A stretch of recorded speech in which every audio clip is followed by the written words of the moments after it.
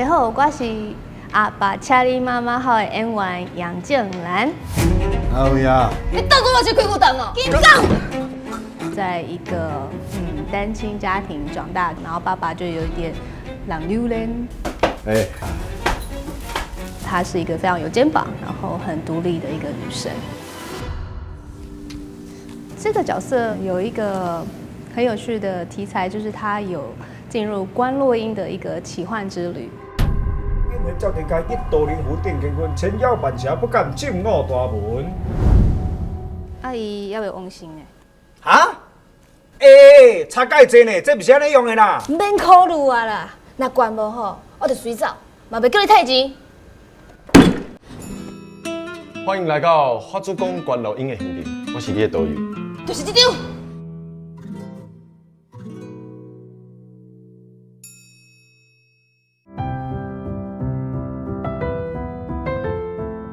看到剧本的时候，我就非常的感动，因为我也是对我爸爸有一些不谅解。然后后来我爸爸他就是后来就是真的就是意外的过世的状态，所以如果可以关落音，我一定会想要去关落音，然后我会想要问问看我爸现在好不好啊这些的。你若讲老皮安尼吼，哥哥甜吼，你别见一摆就拍一摆啦。知道 Darren 哥饰演我爸爸的时候，我心想说，我爸也太帅了吧！大家好，我是 Darren 顾凯伟，我这摆伫阿爸请你妈妈好来的演的是林秋山。我觉得挑战的是要突破自己的那种形象吧，帅哥暖男的形象，可是，在剧里面的爸爸又是一个很放浪、很不羁的一个角色，就会跟他完全是不一样。大家应该可以很难想象 Darren 他吃槟榔、喝酒的样子吧？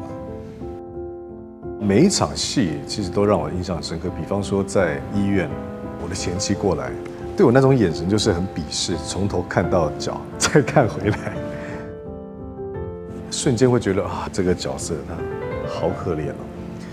那要找阿母哦，你自己坐啦。雅慧在关落音的过程中，有一场她真的可以摸到她爸爸了。尽管走几次，然后一碰到爸爸的手的时候，然后爸爸好像也有感觉到我的那一刻，哇！每拍几次都很有感动。其实我感触也蛮多的，但是我又不可以表现出来，因为我在那个当下是有点失智了，对，有点回光返照了，所以我不可以有太多的那种情绪，可是会鸡皮疙瘩，我自己都会鸡皮疙瘩，就是女儿在牵着我的手。他一直要拉着我走，我就跟他讲说：“爸爸走不动了，我没办法了，真的走不动了，就太累了，可能这一生过得太累了。”天哪，那也是蛮揪心的。